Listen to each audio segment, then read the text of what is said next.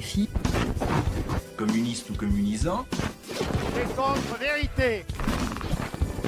D'hommes semblables et égaux.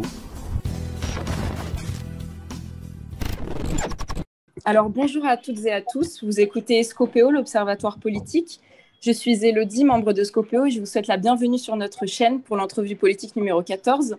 Aujourd'hui, nous sommes très heureux de poursuivre notre série d'entrevues politiques avec Monsieur David Kayla, économiste à l'Université d'Angers et membre du collectif des économistes atterrés.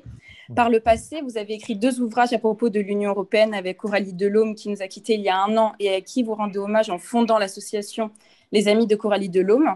Ce sont 2 ouvrages que nous vous recommandons vivement, qui sont très éclairants sur cette grande machine qu'est l'Union européenne. Au programme d'aujourd'hui, le dernier ouvrage de notre invité, intitulé « Populisme et néolibéralisme, il est urgent de tout repenser ». Je laisse maintenant la parole à Domiti, membre de Scopéo, pour qu'elle pose plus précisément le décor de ce podcast. Merci Élodie. Bonjour à celles et ceux qui nous écoutent et surtout bonjour à vous, Monsieur David Kayla. Bonjour. Vous nous faites le plaisir aujourd'hui de nous accorder cette entrevue pour discuter ensemble du néolibéralisme. En effet, en octobre 2020 est paru votre dernier ouvrage. Mais avant de démarrer l'entrevue, Monsieur Kayla, je vous laisse vous présenter brièvement pour ceux qui nous écoutent. Eh bien, je suis économiste, enseignant-chercheur à l'Université d'Angers. Mon travail en tant qu'économiste, c'est d'analyser les dynamiques des sociétés à travers le prisme de l'économie, c'est-à-dire la question de la richesse, sa création, sa répartition. Voilà, et dans ce cadre-là, évidemment, je publie des articles de recherche, je participe à des conférences, mais également je publie des livres plus grand public qui sont là aussi pour un peu vulgariser mes connaissances et également apporter une contribution au débat politique. Donc, mon dernier ouvrage, Populisme et néolibéralisme, est un ouvrage qui est paru en français et en anglais aussi. Donc en français chez Le Boc Supérieur, en anglais chez Routledge.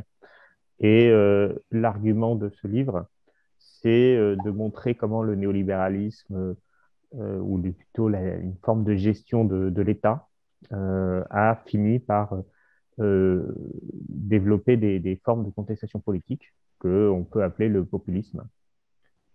Voilà, en gros. Très bien, merci beaucoup. D'abord, pour que nos auditeurs comprennent bien les différents termes qu'on entend beaucoup dans le débat public, qui sont libéralisme, ultralibéralisme ou bien néolibéralisme. Et aussi, dans le cadre européen, on entend beaucoup parler de ordolibéralisme. Est-ce que vous pouvez nous donner une définition, voire nous expliquer et distinguer ces différents concepts pour qu'on comprenne bien et qu'on parte tous du même étage? Déjà, ce qu'il faut dire, c'est que le terme néolibéralisme est souvent un terme qui est employé par des opposants au néolibéralisme ou des opposants à la politique actuelle, puisque c'est un terme péjoratif, et très peu de chercheurs, de responsables politiques, par exemple, s'affirment néolibéraux. Du coup, on ne sait plus trop ce qu'il y a derrière ce terme. Et en réalité, il y a toute une histoire. En fait, le néolibéralisme, c'est ce que j'essaie de démontrer dans mon livre. Pourquoi on dit néolibéralisme? Parce que il y a derrière une vision libérale, mais qui n'est pas celle du libéralisme classique, celui du 19e siècle ou celui de Smith. Donc, en fait, le libéralisme, en fait, il y a de multiples formes. Alors, au cœur de la pensée libérale, il y a la reconnaissance de l'individu comme un être autonome, responsable, et ça s'oppose, le libéralisme s'oppose aux sociétés dites holistes, dans lesquelles l'individu n'est qu'un élément d'un tout et il est soumis, on va dire, aux institutions sociales. Et ce que veut faire le libéralisme, c'est en quelque sorte émanciper l'individu vis-à-vis de ces institutions. Donc au départ, le libéralisme, c'est une philosophie des Lumières, c'est une pensée, une doctrine. Alors une doctrine, pour le dire très brièvement, c'est une manière de concevoir la société et d'essayer d'organiser cette société. Donc, c'est quelque chose qui est de l'ordre du politique. C'est pas tout à fait la même chose qu'une théorie. Une théorie, c'est une représentation du monde. Une doctrine, c'est une manière de considérer ce que doit être une bonne politique. Et donc, les libéraux, à l'origine, ce sont des intellectuels qui cherchent à concevoir une société qui reconnaît l'individu et qui cherche à développer l'émancipation des individus. Et donc, c'est une philosophie très, très large. Derrière ce libéralisme, en fait, il va y avoir plein de doctrines un peu différentes. Il y a notamment des libéraux qui vont être anti-institutions sociales, qui vont considérer que plus comment dire, en fait, ils vont chercher à éviter l'oppression de l'individu par les institutions sociales. Et donc, en fait, il faut quelque part chercher un peu à démanteler l'État ou à démanteler tous les pouvoirs de l'État de manière à ce que l'individu soit davantage libre. Et alors, derrière cela, il y a l'idée, par exemple, qu'on retrouve chez John Locke, que l'individu est une personne rationnelle, responsable, et il faut en quelque sorte détacher de l'individu tout un ensemble d'institutions qui vont lui interdire de faire des choses ou l'amener à faire des choses qu'il ne souhaitait pas à l'origine. Mais on a aussi une autre tradition libérale, que moi je considère comme étant une tradition libérale, qui est une tradition qui va dire que l'individu détaché de toutes les institutions sociales n'est pas forcément libre. Pourquoi? Parce qu'il va être victime d'autres oppressions, des oppressions privées, par exemple communautaires. Et donc, on va dire qu'une société de purs individus dans laquelle il n'y a plus aucun État ou plus aucune institution sociale, c'est une société dans laquelle, en fait, eh bien, les individus s'oppressent les uns les autres. Et donc, ça, c'est la tradition de Rousseau qui dit, celle du contrat social de Rousseau, qui dit que finalement, pour émanciper les individus, eh bien, il faut avoir des institutions sociales qui vont parfois forcer, alors c'est l'expression qu'il utilise, forcer les individus à être libres. Et donc, en fait, l'idée de forcer les individus à être libres, c'est bien sûr une forme de contradiction dans l'expression. Et ça veut dire que pour Rousseau, les institutions ne sont pas forcément incompatibles avec l'émancipation individuelle.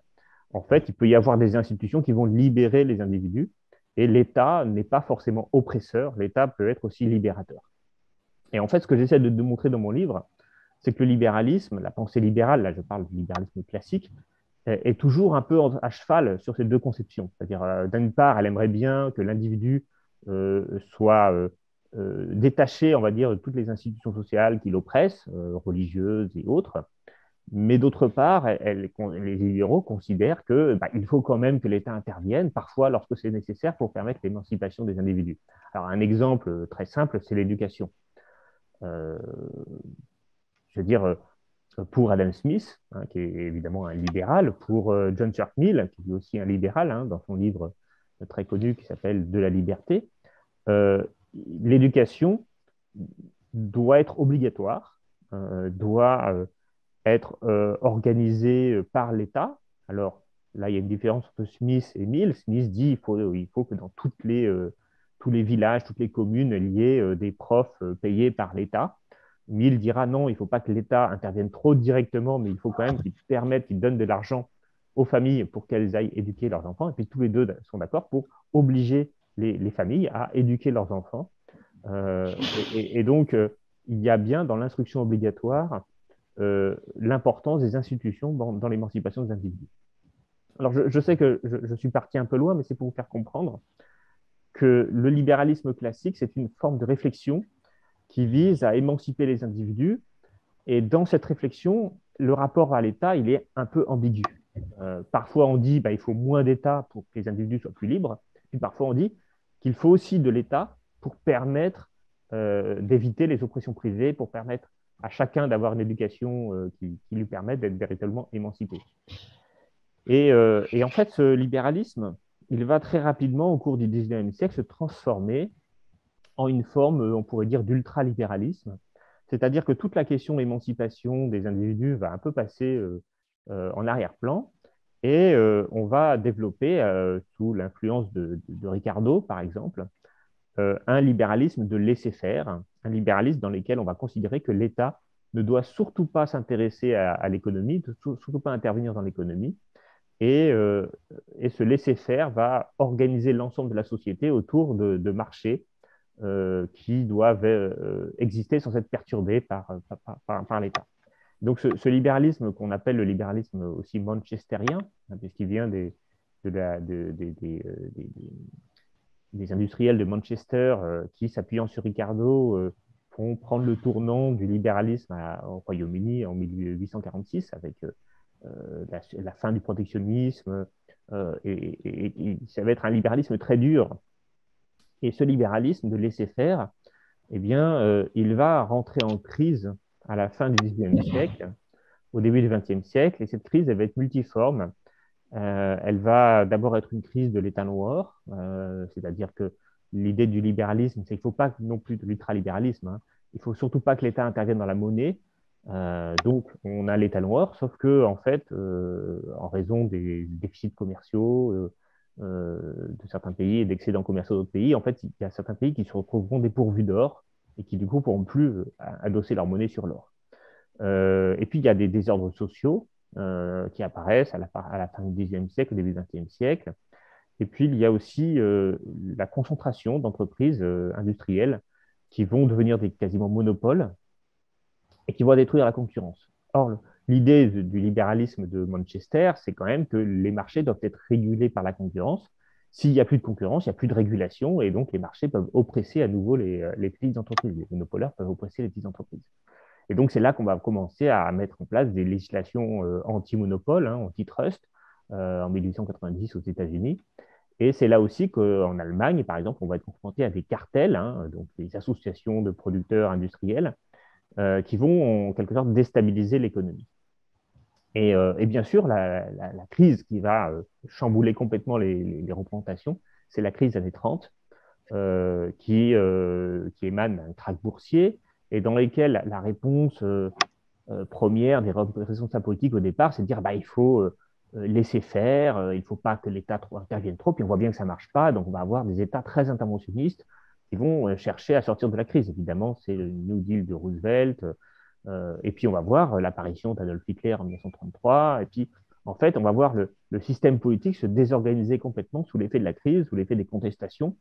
Alors, on a d'une part les communistes, et puis d'autre part les fascistes et les nazis, et tous ces pouvoirs politiques vont se renforcer à l'occasion de la crise des années 30. Et donc, pourquoi je vous dis ça? Parce que au cours des années 30, les libéraux sont sur la défensive et ils essayent de repenser le libéralisme, de refonder le libéralisme pour se dire, eh bien, en fait, le problème, c'est que le laisser-faire souvent n'a pas permis de corriger les problèmes des marchés. Il n'a pas permis d'autoréguler la société à partir des marchés. Et donc, ces intellectuels à la fin des années 30 conçoivent un néolibéralisme. Hein, donc, en fait, ce néolibéralisme, il veut réactiver, renouveler le libéralisme, mais en s'opposant, c'est ça qu'il faut comprendre, il s'oppose au libéralisme du laisser-faire. Il dit, il ne faut pas laisser faire. Il faut construire un ordre dans lequel que l'État va construire, en fait, l'intervention publique doit construire un ordre dans lequel les marchés vont pouvoir s'épanouir et la concurrence sera sauvegardée. Et en fait, c'est cette nouvelle pensée du rôle de l'État, c'est-à-dire en fait faire de l'État, de l'intervention de l'État, en fait, faire intervenir l'État pour réguler les marchés, pour faire en sorte que les marchés puissent s'épanouir. En fait, on va chercher, on va considérer, c'est ça l'idée principale sur laquelle vont s'appuyer les néolibéraux, on va considérer que le marché n'est pas quelque chose de naturel, quelque chose qui existe naturellement. C'est quelque chose qui est construit par les institutions sociales. Et donc, ils vont penser le rôle de l'État comme un rôle de construction de ces institutions pour permettre au marché d'exister. En fait, ce qui va être l'une des choses qu'ils vont chercher à faire, c'est notamment de réglementer la concurrence, parce que si l'État n'intervient pas, la concurrence peut disparaître. Donc, il faut des lois anti-monopole, antitrust, ou contre les cartels, contre les ententes. Il faut aussi, et ça, ils en ont conscience à l'époque, que l'État intervienne pour éviter les injustices sociales les plus flagrantes. Donc, ils conçoivent aussi le principe de l'ordre social. Et quand on lit les textes de ces libéraux, ils disent tous, par exemple, il faut un salaire minimum pour éviter que les gens crèvent de faim, parce que sinon, les injustices vont être trop criantes et la société va se révolter. Donc, ils pensent la question de l'ordre social, le fait que il faut un minimum de revenus pour chacun, pour que chacun puisse intervenir sur le marché. Ils vont aussi penser autrement la monnaie, c'est-à-dire que la monnaie, ils vont s'apercevoir, enfin, ils vont prendre acte que les talons or ne fonctionnent plus, donc il va falloir que la monnaie soit gérée par l'État. Et ça veut dire que l'État doit créer des institutions monétaires qui visent à stabiliser les prix à partir d'une monnaie qui soit plus rattachée à l'état noir. Hein, donc, c'est dans les années 30 qu'on abandonne l'idée de l'état noir, et donc il faut bien que la monnaie émane de quelque chose, donc ça devient une responsabilité de l'État d'organiser la monnaie, mais sans, euh, sans altérer le fonctionnement des marchés, c'est-à-dire avec une monnaie qui ne soit pas inflationniste. Et là, on va voir tout un ensemble d'institutions comme les banques centrales indépendantes, le rôle premier accordé à la stabilité des prix par ces banques centrales. Hein, donc tout ça, ça apparaît dans la pensée libérale, néolibérale pardon, à cette époque. Puis dernière chose auquel il pense, le dernier pilier du néolibéralisme, c'est le libre-échange. Hein, le libre-échange est fondamental pour les néolibéraux, comme pour les libéraux d'ailleurs. Sauf que le libre-échange, eh bien, ça aussi, ce n'est pas quelque chose qui arrive de manière spontanée. Ça se produit par des accords commerciaux, par des traités de libre-échange. Et donc, là aussi, il y a l'idée que le libre-échange ne va pas arriver spontanément, il faut que l'État intervienne activement pour permettre le libre-échange. Donc, en fait, les 4 piliers du néolibéralisme, c'est une nouvelle réflexion qui s'oppose au laisser-faire, qui dit que l'État doit intervenir pour garantir le libre-échange, garantir la stabilité monétaire, garantir l'ordre social et garantir la concurrence. Et c'est à partir de ces 4 piliers, hein, quand on croit que l'État a un rôle à jouer dans ces 4 piliers, eh bien, selon moi, on est un néolibéral. C'est-à-dire qu'on est un libéral qui pense que l'État a un rôle à jouer dans le maintien de l'ordre social. Alors, pour répondre à la dernière question, dans cette tradition néolibérale, en fait, il y a plein de doctrines différentes. Il n'y a pas un néolibéralisme. Il y a plusieurs formes de néolibéralisme. En fait, tout le monde ne sera pas d'accord sur jusqu'où on intervient, par exemple, pour préserver la concurrence, quel est le bon mécanisme pour la monnaie. Quand on parle d'ordre social, qu'est-ce que ça veut dire? Est-ce que ça veut dire que, par exemple, on va juste donner aux gens un salaire, un revenu minimal, hein, c'est ce que dit Hayek, par exemple. Ou alors, on va chercher à construire une économie de partenariat avec les syndicats. Hein, voilà, tout ça, ce n'est pas le même type d'intervention. Et donc, l'ordolibéralisme, c'est une des écoles du néolibéralisme. C'est une école qui vient d'Allemagne, dont l'acte fondateur se fait en 1936, hein, pendant le régime hitlérien. C'est des opposants farouches à Hitler, mais ils disposent d'une certaine autonomie. Et ils vont essayer de penser, là aussi, une nouvelle forme de libéralisme, mais un libéralisme qui sera ancré sur la notion d'ordre, hein, avec l'association de juristes et d'économistes, dans lesquels l'une des choses qu'ils vont mettre en avant, les ordres libéraux, c'est l'absolue importance de maintenir un système de concurrence, de maintenir un ordre social, de permettre d'éviter l'oppression des grandes entreprises sur les petites entreprises, de permettre l'accès au marché à toutes les entreprises, d'organiser une stabilité monétaire. Et donc, en fait, cet ordolibéralisme, il va se construire dans l'Allemagne d'après-guerre et il va incarner, on va dire, la nouvelle Allemagne de la Seconde Guerre mondiale.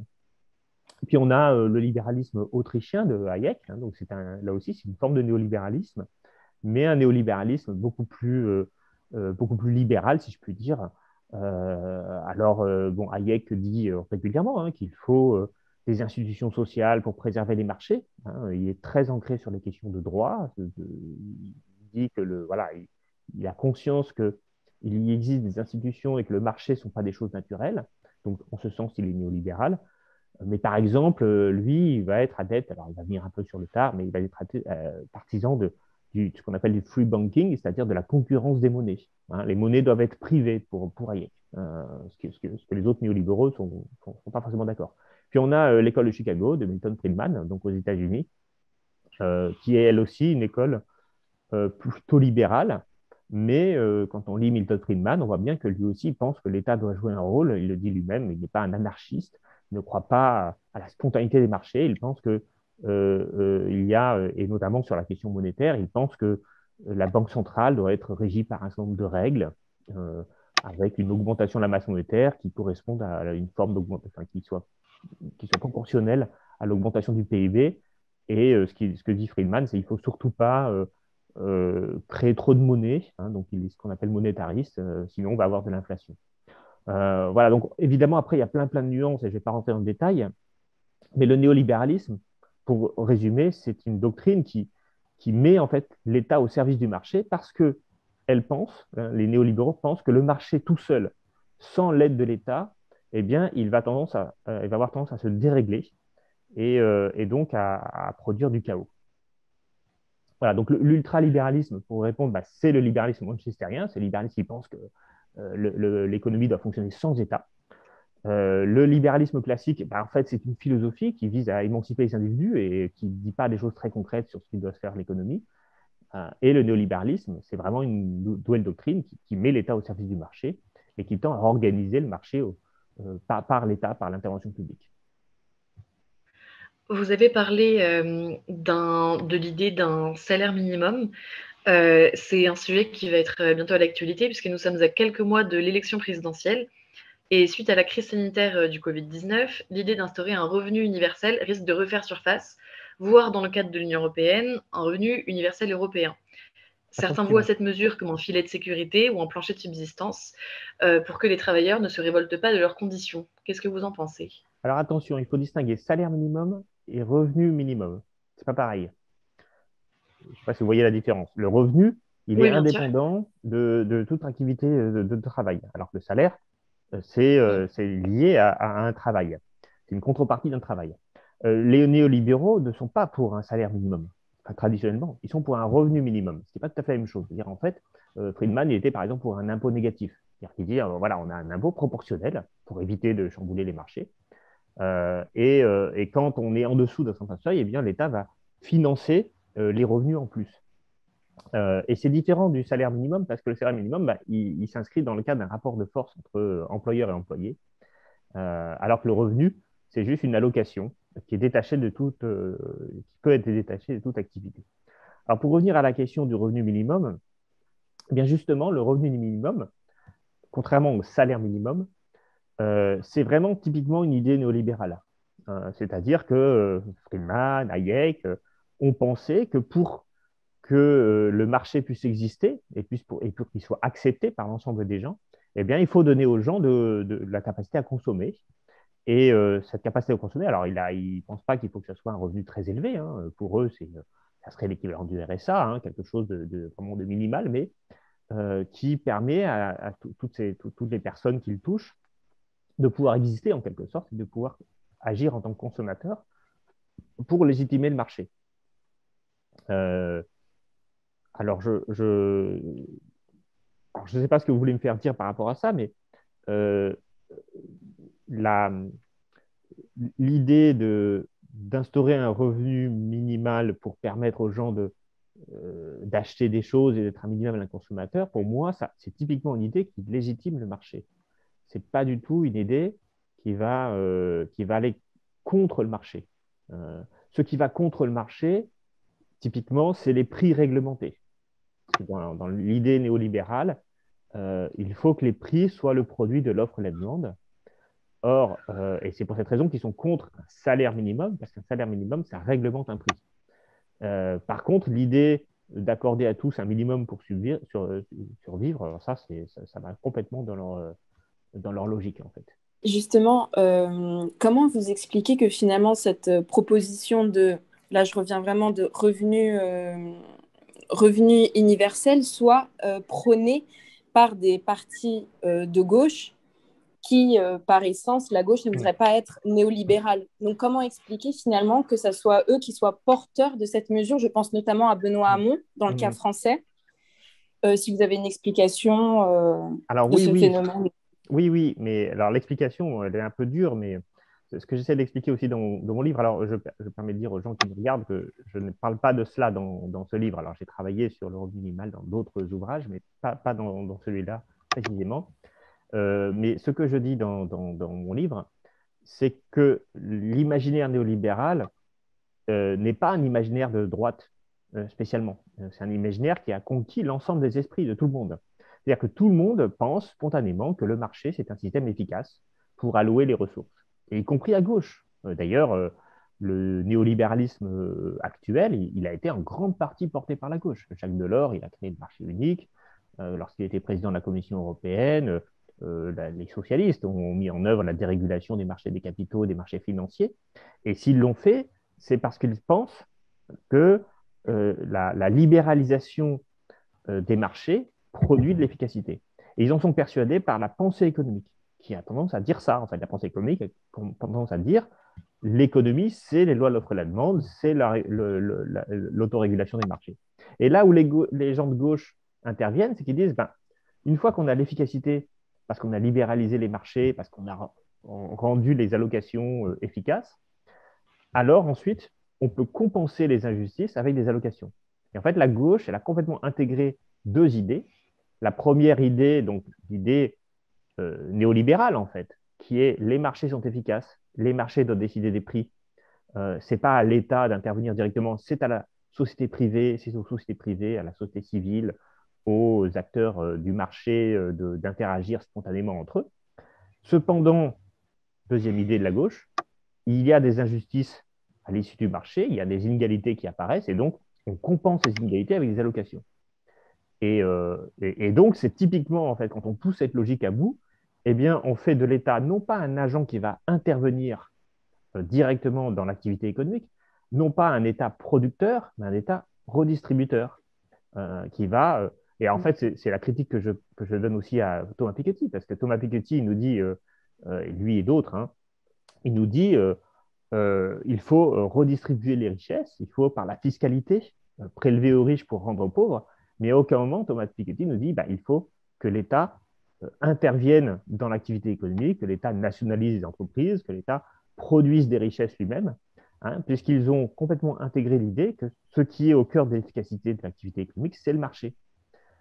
Et en fait, c'est un peu le souci, c'est-à-dire qu'en fait, quand on pousse l'idée néolibérale, on peut tout à fait arriver sur des idées de gauche. Vous parliez de rendre les allocations sociales efficaces. Est-ce que vous pouvez préciser votre propos là-dessus? Est-ce que vous considérez que les allocations qu'on distribue en nombre aujourd'hui en France sont efficaces ou non? Alors, l'efficacité, ça dépend de l'objectif. C'est toujours une relation entre des buts et des moyens. C'est-à-dire que si vous avez un certain but et que vous mettez tel ou tel moyen, si les moyens correspondent à l'objectif que vous avez donné, alors vous êtes efficace. Si ça ne correspond pas, vous êtes inefficace. Alors, les allocations, pour moi, ça fait partie des composantes importantes du néolibéralisme, puisque ce qui est, encore une fois, ce qui est au cœur du néolibéralisme, c'est faire fonctionner les marchés. Et on l'a vu dans la crise du Covid. Les gens disent qu'avec la crise du Covid, lorsqu'on a commencé à dépenser, puis on continue à dépenser à fonds perdus pour aider les entreprises, les gens ont dit, ben voilà, on est sorti du néolibéralisme, on a retrouvé l'État keynésien. Et en fait, pas du tout. Ce que le gouvernement en France et dans d'autres pays d'ailleurs ont fait, c'est qu'ils ont voulu maintenir le système. Et pour maintenir le système, comme ils fermaient les entreprises, ils ne voulaient surtout pas qu'elles fassent faillite et que tout le système productif s'effondre. Donc, ils ont subventionné les entreprises qu'ils fermaient de manière à préserver leur survie. Et donc, de ce point de vue, les subventions accordées aux entreprises pendant la crise du Covid ont totalement été efficaces, puisque dès qu'on a réouvert les commerces, on a retrouvé une activité économique très forte et on s'est aperçu qu'il y avait très, très peu de faillites. Mais là où c'est intéressant, c'est que ça veut dire que là encore, on met l'État au service du marché. C'est-à-dire que quand on réfléchit sur la manière dont on a répondu à la crise, par exemple, c'est l'État s'est mis à subventionner massivement les entreprises qui fabriquaient des vaccins, donc tous les États du monde. Ils ont commencé à donner beaucoup d'argent à tout le biomédical, le secteur du biomédical, mais à aucun moment l'État a dit on va fabriquer nos propres vaccins en nationalisant les entreprises pharmaceutiques. Donc il a refusé d'intervenir directement, il n'est intervenu que par le biais des subventions. Et pareil pour les ménages. L'autre pilier de la politique du Covid, ça a été de financer les personnes qui étaient au chômage, parce qu'elles n'avaient plus d'activité. Donc, on a fait le chômage partiel en France. Aux États-Unis, ils ont fait des chèques, ils ont envoyé des chèques aux gens. Pourquoi? Parce que pareil, s'il n'y a plus de consommation, il n'y a plus de production. Et donc, il faut sauver le marché. Il faut sauver le marché du côté de l'offre. Il faut sauver le marché du côté de la demande. Mais à aucun moment, et c'est particulièrement vrai en France, l'État n'a embauché des gens. Moi, je fais partie j'ai écrit des tribunes dans la presse en juin-juillet 2020 pour tirer l'alarme parce que tous les étudiants qui sortaient de M2 à ce moment-là, eh bien, ils n'avaient pas boulot et ils n'avaient même pas de stage. Et je disais, mais enfin, c'est quand même hallucinant. On a des problèmes dans les écoles, on a des problèmes dans les hôpitaux. On a des étudiants qui terminent leur formation et qui sont prêts à aider, y compris, bon, on comprend bien qu'ils ne vont pas être médecins s'ils ont fait des masters d'économie, mais ils peuvent aider quand même à gérer les hôpitaux, ils peuvent quand même aller donner des cours de soutien scolaire à des élèves qui en ont besoin. Mais l'État a refusé. L'État n'a pas créé un seul poste pour répondre, et même des postes en CDD, pour répondre à la crise du Covid. Et il a laissé les étudiants se démerder. Et la proposition de la gauche, là aussi, que je trouve hallucinante, c'était de dire on va faire un RSA jeune. Comme si le fait de donner 600 € par mois à des jeunes diplômés, ça allait les aider à s'insérer et à construire leur vie. En fait, il aurait fallu faire des emplois jeunes, quitte à ce soit, encore une fois, des emplois à durée déterminée pour le temps de la crise. Et ça, on refuse. Donc, vous voyez, à chaque fois, on préfère donner des allocations aux gens pour leur permettre de continuer de consommer, donc pour soutenir le marché, plutôt que de chercher à les embaucher pour faire des choses. On préfère donner des subventions à l'industrie pharmaceutique pour qu'elle produise des médicaments et des vaccins, plutôt que de nationaliser l'industrie pharmaceutique pour soi-même produire des vaccins de manière efficace et de manière coordonnée aussi. Parce qu'à une époque, on avait 60 projets de vaccins dans le monde. Bon, est-ce qu'on avait besoin de tant de projets de vaccins? Voilà, donc c'est intéressant de voir comment l'État répond à une crise comme celle du Covid dans un régime néolibéral. Il ne répond pas en intervenant, en embauchant, en nationalisant, il répond en distribuant de l'argent. Voilà. Merci. Et du coup, durant le mouvement des Gilets jaunes, voir qui essayent de revenir les samedis en se mêlant aux protestations contre le pass sanitaire, avec l'augmentation de l'essence qui a dépassé des niveaux de l'époque florissante du mouvement des Gilets jaunes. En tant qu'économiste et en tant qu'économiste qui analyse aussi les mouvements populistes, quelles sont pour vous les politiques économiques à mettre en place pour soutenir l'économie face au Covid, mais aussi à mettre en place en France pour répondre aux revendications des Gilets jaunes, surtout face à un plan de relance qui a été décidé sous l'échelle européenne et non nationale, un plan qui a été insuffisant quand on compare par exemple avec les États-Unis. Qu'est-ce que la France devrait faire? Surtout que les prochaines années, comme vous parliez des jeunes étudiants qui peinaient à trouver un stage, un emploi, qu'est-ce que la France devrait faire ou qu'est-ce qu'un État européen devrait faire? Alors bon, là, il y a beaucoup de questions derrière votre question. La première, c'est déjà de caractériser ce que c'est que le populisme, et notamment le mouvement des Gilets jaunes. Au départ, le mouvement des Gilets jaunes, c'est un mouvement pour contester les taxes sur le gasoil, et qui se comprend par le fait que l'essence augmentait beaucoup avec les prix du pétrole qui augmentaient, et l'État rajoutait à cette augmentation en augmentant les taxes au nom de l'écologie. Sauf que pour ces personnes-là, ou pour beaucoup de gens, il n'y a pas de choix. C'est-à-dire que la voiture est un impératif pour aller au travail parce qu'ils habitent à 20 km des centres-villes et qu'ils n'ont pas le choix, il n'y a pas de transport en commun. Et donc, là aussi, on a une gestion de l'écologie qui, globalement, est une gestion néolibérale, c'est-à-dire qu'elle joue sur les prix, elle va augmenter les prix et donc changer les incitations sans agir directement, par exemple en construisant des transports collectifs pour permettre aux gens de se déplacer. Parce que finalement, si on construit un transport collectif, on remet des trains, voilà, là où il n'y en a plus, on remet les transports collectifs. Alors, à ce moment-là, on devient légitime pour dire, voilà, du coup, maintenant, vous avez une solution alternative, donc ne prenez pas la voiture et je vais renchérir le coût du gasoil. Et en fait, l'État néolibéral, il ne fait jamais ça. C'est-à-dire qu'il ne donne pas aux gens les moyens de changer leur comportement. Il crée juste des incitations. Pour reprendre une analogie par rapport au pass vaccinal là, qui est mis en place, je trouve ça incroyable. Et c'est totalement l'État néolibéral, ça aussi. Qu'est-ce que Macron nous dit? Il dit, vous êtes libre de vous vacciner ou pas vous vacciner, mais je vais chercher à vous inciter à vous vacciner en interdisant tout un ensemble d'accès à des services pour ceux qui ne sont pas vaccinés. Donc, c'est le principe du pass vaccinal. Mais à aucun moment, l'État n'a dit, eh bien, écoutez, voilà, je vais convoquer les gens pour avoir une dose de vaccin. Et à aucun moment, la Sécurité sociale nous a envoyé un courrier pour dire, voilà, vous avez un créneau de vaccination tel jour, telle heure, présentez-vous, et si vous ne venez pas, eh bien, vous aurez éventuellement une amende si on prend un vaccin obligatoire. Mais même sans rendre le vaccin obligatoire, juste, qu'est-ce que fait l'État? Il demande aux gens d'aller eux-mêmes chercher un créneau avec un opérateur privé qui est Doctolib pour se faire vacciner. Et il va créer des incitations pour obliger les gens à se faire vacciner, enfin pour inciter les gens à se faire vacciner sans les obliger vraiment à le faire.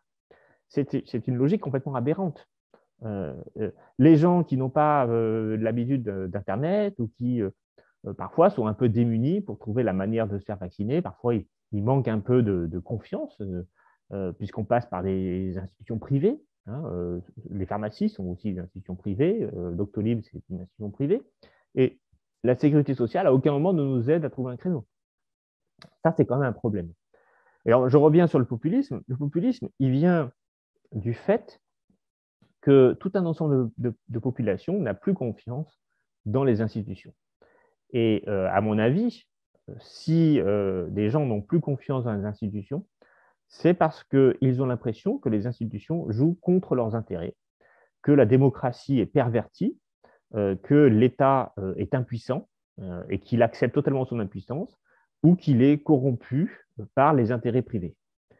Et en fait, ce que j'essaie de démontrer dans mon livre, c'est que cette impression, elle n'est pas fausse. Cette impression, elle s'appuie sur des faits qui sont tout à fait avérés, qui est que l'État, en se mettant au service du marché, par le principe néolibéral, eh bien, construit sa propre impuissance. C'est-à-dire que, comme j'ai dit, il ne produit plus lui-même. Il incite les individus à se comporter de telle ou telle façon par des mécanismes de prix. Du coup, ça donne l'impression qu'il ne fait rien lui-même et qu'il aide des intérêts privés. Alors, pour le cas des gilets jaunes, c'est assez intéressant, puisque, en fait, ce que Macron, la politique de Macron qu'il a menée, mais qui était aussi celle de Hollande et qui était aussi celle de Sarkozy avant, c'est une politique où, confrontée à une intensification de la concurrence, c'est-à-dire au fait que chaque pays doit chercher à être en concurrence avec les autres pays pour avoir du capital, pour avoir des investissements d'entreprise, eh bien, l'État français a cherché à accorder aux investisseurs des taux de profit supérieurs. En fait, toute la politique actuelle de la France, c'est d'augmenter le taux de profit des entreprises pour que, quand une entreprise doit choisir un site d'investissement, elle choisisse la France plutôt que l'Espagne ou l'Allemagne. Et donc, pour ça, on a fait basculer la fiscalité des entreprises vers les ménages. C'est-à-dire qu'on a baissé la fiscalité des entreprises. Donc, c'est tout le principe du forfait, du prélèvement forfaitaire unique, qui est l'impôt à 30% sur tous les revenus du capital. C'est le principe, bien sûr, de la suppression de l'ISF. C'est le principe de la diminution du taux d'impôt sur les sociétés. C'est le principe de la diminution, là, ce qu'on voit avec le plan de relance, des impôts de production. Donc, on baisse tous les impôts qui touchent les entreprises parce que les entreprises, elles peuvent choisir de mettre en concurrence la France avec d'autres pays. Et du coup, forcément, on se retrouve avec un manque à gagner si on a baissé tous les impôts des entreprises. Donc, il va falloir qu'on trouve d'autres recettes. Et les autres recettes, quand on dit qu'on ne veut pas augmenter les impôts, eh bien, ça va être les taxes. Taxes sur le gasoil, taxes sur la cigarette, taxes sur l'alcool, et tout un ensemble d'autres prélèvements. Puis ça ne suffira pas. Donc, qu'est-ce qu'on va faire? On va baisser on va geler les salaires de la fonction publique. Et puis, on va chercher à diminuer le nombre de fonctionnaires, à dérembourser des choses. Par exemple l'homéopathie ou d'autres trucs. Et puis, on va faire la réforme des retraites pour essayer de gagner un peu d'argent. Donc, en fait, toute cette logique que les gens voient, c'est-à-dire que l'État semble être au service des entreprises, plutôt qu'être au service de ses électeurs, eh bien, ça s'appuie sur des faits réels. C'est-à-dire que dans le cadre de sa stratégie d'attractivité, l'État baisse la fiscalité des puissants, des entreprises, et augmente de fait les prélèvements fiscaux sur les ménages. Et ça crée une défiance qui est la base du populisme. Vous voyez comment Éric Zemmour, lui aussi, alors en réalité, il n'a aucune idée nouvelle, hein, mais il s'appuie sur cette défiance pour dire, voilà, je vais chercher à retrouver la France parce que derrière, quand on a l'impression que Macron, c'est un traître. Toute une partie de la population qui pense que Macron, c'est un traître à la France, un traître au peuple. Et donc, ça nourrit une rancœur qui va se traduire par des votes extrémistes ou des votes populistes. Alors, qu'est-ce qu'il faudrait faire? Eh bien, de mon point de vue, il faut comment dire, que l'État mette la politique devant l'économie. C'est-à-dire qu'ils disent que son rôle, c'est de répondre aux attentes de ses électeurs et non pas de jouer le jeu de l'attractivité. Et là, le problème, c'est que jouer le jeu de l'attractivité, c'est le jeu de la concurrence, c'est le jeu qui existe de par les institutions européennes actuelles, de par la mondialisation. Quand on a une liberté totale des mouvements de capitaux et quand on a du libre-échange absolu, hein, qui est au cœur, là aussi, du néolibéralisme, eh bien, on se retrouve démunis. Si on veut mener une politique, par exemple, qui va favoriser les droits sociaux, alors toutes les entreprises de France vont dire, bah, écoutez, si le coût du travail augmente en France, bah, moi, je vais aller produire en Allemagne, ou en Belgique, ou en Chine, au Vietnam. Par exemple, les masques que l'État achète et qu'il va chercher à distribuer aux enseignants, là, il a promis des masques aux enseignants, les FFP2, ils seront tous produits au Vietnam. Il n'y en a aucun qui sera produit en France. Pourquoi? Parce qu'il va chercher le moins coûteux. Et pourquoi il fait ça? Parce qu'en fait, il n'a pas de politique commerciale. Donc, derrière la question de sentiment de disparition de la France que peuvent avoir les électeurs de Zemmour, il y a, de mon point de vue, un sentiment beaucoup plus fort et beaucoup plus pertinent, qui est le sentiment de démantèlement de la puissance de l'État, parce que l'État, ayant accepté le cadre de la mondialisation, se prive de la capacité d'acheter des masques fabriqués en France, par exemple, ou de réhabiliter son industrie en menant des politiques industrielles. Pourquoi il ne peut pas mener des politiques industrielles? Parce que tout ça, c'est interdit par les traités européens qui disent concurrence libre et non faussée. Si l'État intervient, il fausse la concurrence, il fausse le marché, et c'est pas bien. Voilà, donc il faut penser que l'économie doit être au service de la population, et pour cela, eh bien, il faut réguler à nouveau, intervenir à nouveau dans le marché, dans l'économie, pour permettre de faire en sorte que l'économie soit au service de la société et non pas la société au service de l'attractivité et de la compétitivité. Vous avez mentionné le fait que la population avait le sentiment qu'on taxait davantage les honnêtes travailleurs que les grandes entreprises. Ça a été en partie une cause du mouvement des Gilets jaunes. Donc ce mouvement des Gilets jaunes et donc les tentatives de récupération politique ont renouvelé le débat sur les différentes formes de populisme. En tant qu'économiste qui analyse les mouvements populistes, notamment dans votre dernier ouvrage, quelles sont pour vous les politiques économiques à mettre en place en France pour répondre aux revendications des Gilets jaunes sans se contenter de distribuer des chèques? Mais c'est ça que je vous expliquais, c'est-à-dire qu'il faut reprendre le contrôle. Ce qui est au cœur du populisme, c'est la défiance envers les institutions, le sentiment que le président, le gouvernement, l'ensemble des institutions, hein, y compris les scientifiques, les médecins, les journalistes, ne répondent plus aux attentes populaires. Et cette impression, encore une fois, elle n'est pas fausse, elle est fondée. Elle est fondée sur la manière dont l'État néolibéral agit, c'est-à-dire qu'il cherche à attirer des entreprises et donc il met en avant au cœur de sa politique l'attractivité de son territoire au détriment des services publics, par exemple. Et pour répondre à cela, pour répondre à ce sentiment de défiance, eh bien, il faut retrouver un État qui est capable de produire des choses. Mais alors là, évidemment, on va se trouver face à un problème qui est l'articulation, mondialisation, Union européenne, État, voire région, collectivité territoriale. Et se pose une grande question qui est légitime pour intervenir? Est-ce que c'est l'Union européenne? Est-ce que c'est ma commune, ma région ou l'État?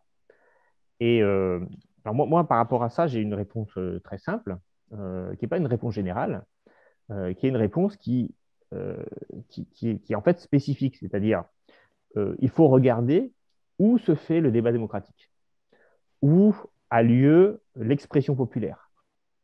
Et ça peut être tout à fait à l'échelle d'une région, ça pourrait être, pourquoi pas, à l'échelle d'un continent. Mais il se trouve que quand on pense à la question démocratique, quand on regarde un pays comme la France, pour moi, il est à peu près clair que l'expression démocratique, le débat démocratique se fait à l'échelle nationale. C'est-à-dire que les gens ils connaissent mieux leur président que leur président de conseil régional, par exemple. Le Macron est connu de la part de la population. Le président de la commission, ou la présidente de la commission, Ursula von der Leyen, n'est pas connu de la part des gens. Et donc, ça veut dire qu'il s'identifie à une communauté nationale, et c'est cette communauté nationale qui, parce qu'elle est démocratique, est légitime pour agir sur l'économie. Et donc, il faut remettre du pouvoir là où il y a la démocratie, en fait, pour le dire très simplement. Et ça permettra de répondre aux attentes des Gilets jaunes et de l'ensemble des mouvements populistes. Mais ça demande de réinterpréter les rapports qu'il existe entre les différentes institutions qui nous gouvernent. C'est-à-dire que si on pense que la démocratie doit être au cœur de la société, alors il faut que l'espace de dialogue, de discussion, de débat démocratique, et pour moi l'espace national, soit là où se prennent les décisions et où se décide l'avenir de l'économie. Et pour finir sur une dernière question qui peut paraître n'a rien à voir, mais finalement si, vous avez parlé de défiance et je pense à un terme qui rime, qui est surveillance. Donc je pense à l'ouvrage de la sociologue américaine Shoshana Zuboff, qui a publié en 2019 l'ouvrage L'âge du capitalisme de surveillance, où elle explique que le capitalisme de surveillance est un projet global de modification du comportement humain qui menace de transformer la nature humaine au XXIe siècle, de la même façon que le capitalisme industriel a modifié le monde au XXe siècle. Et du coup, comment voyez-vous ce nouveau capitalisme et comment les outils du numérique remettent-ils en cause ce néolibéralisme? Alors, j'ai lu le livre de Shoshana Zuboff, que je trouve intéressant et en même temps un peu limité. C'est-à-dire qu'en fait, son idée est intéressante. Elle dit aujourd'hui, les GAFAM, pour le dire vite, les grandes sociétés d'Internet, font de l'argent par l'extraction de données personnelles, de notre comportement en tant qu'internaute. Et tout ça, elle nous dit, c'est contraire à l'autonomie des individus. Alors, ce que je reproche à Shoshana Zuboff dans la manière de présenter les choses, c'est qu'elle voit toujours, là aussi, l'individu seul, isolé, autonome. Donc, de ce point de vue-là, elle est totalement libérale. Hein, et les atteintes à l'individu sont des atteintes à l'autonomie. Et voilà. Pour moi, ce qui manque dans son livre, c'est une réflexion plus globale des rapports sociaux, et notamment des rapports entre l'État, l'espace démocratique, et les grandes entreprises, les grandes firmes multinationales. Et moi, j'ai lu un autre ouvrage que je trouve absolument intéressant, que j'ai, il est là, mais je ne vais pas vous le montrer tout de suite, mais c'est l'ouvrage de Cédric Durand, Techno-féodalisme, une critique de l'économie numérique. Et en fait, ce que dit Cédric Durand, donc c'est publié en 2020, ce que dit Cédric Durand, c'est que le régime qui est en train d'arriver aujourd'hui, c'est un régime qui va dépasser le capitalisme, qui est un régime de type féodal. Et pourquoi c'est un régime de type féodal? Parce que ces grandes sociétés, en fait, elles luttent les unes contre les autres en devenant des sociétés généralistes qui vont fournir tout un ensemble de services et elles vont se comporter comme des rentiers et non pas comme des entrepreneurs. Et ce qui est intéressant dans Cédric Durand, c'est qu'il va du coup plus loin. Il n'analyse pas juste les problèmes que ça pose sur l'autonomie des individus, mais il va s'interroger sur les problèmes que ça pose sur l'ensemble du système économique en général. Et donc, ce système-là, pour moi, c'est un vrai challenge. C'est-à-dire que face à des entreprises qui deviennent toutes puissantes, parce qu'elles dominent un environnement numérique, les pouvoirs de régulation de l'État deviennent extrêmement faibles. Et même, j'ai envie de dire, l'espace même du marché disparaît. Alors ça c'est un truc que Cédric Durand ne dit pas, mais que je dis dans un article qui va bientôt être publié. C'est-à-dire que quand on a une société comme Uber, par exemple, Uber met en relation, ou Airbnb, ils mettent en relation des offreurs et des demandeurs. C'est-à-dire qu'elles font ce que fait un marché. On a des conducteurs de chauffeurs Uber et puis on a des utilisateurs de transport. Et en fait, sur un marché, il y aurait normalement une négociation libre entre le producteur et le consommateur. Or, le fonctionnement de ces plateformes, c'est qu'elles remplacent le marché. C'est que, en fait, ce sont elles qui organisent la transaction, ce sont elles qui décident des prix, ce sont elles qui sécurisent le fonctionnement de cette activité. Et en fait, la dynamique, l'extension de ces GAFAM, de ces grandes entreprises d'Internet, va en fait supprimer le marché, puisqu'il n'y a plus à avoir un espace public dans lequel les offreurs et les demandeurs vont se retrouver et négocier entre eux. Maintenant, on a un espace privé organisé par des algorithmes dans lesquels une entreprise va trouver ou mettre en relation l'offreur et le demandeur à un prix qu'elle va elle-même décider, dans des modalités qu'elle va elle aussi décider. Et donc ça, c'est la disparition du marché en tant que système d'organisation de l'offre et la demande. Et du coup, moi, ce que j'en déduis, c'est que le néolibéralisme, en fait, c'est une idéologie qui ne peut plus penser cela. Parce que j'ai dit, le néolibéralisme, il pense le marché. Il pense comme le rôle de l'organisation sociale et économique doit passer par le marché. Or, ces entreprises, ces grandes entreprises d'Internet, eh bien, elles remplacent le marché. Et ce sont des pouvoirs économiques. Et donc là, la vision néolibérale, eh bien, en fait, elle n'a plus aucun sens. Si on n'a plus de marché, on ne peut plus penser comme un néolibéral. Et donc, là, il faut entièrement repenser le management l'organisation sociale qui est le produit par ces sociétés. Je pense qu'on va pouvoir s'arrêter par là. On pourra encore parler des heures. On avait encore plein d'autres questions. Malheureusement, on ne va pas publier des entrevues de plusieurs heures. Donc, je vous remercie sincèrement pour le temps que vous avez pris. Je recommande à ceux qui nous écoutent de lire vos ouvrages qu'on a mentionnés tout au long de l'entrevue et donc de nous suivre sur Scopéo et de s'abonner bien sûr à la chaîne YouTube pour pouvoir suivre les entrevues qui vont arriver très bientôt. Eh bien, merci à vous Merci beaucoup à vous. cette occasion. Et puis écoutez, bonne suite pour votre chaîne.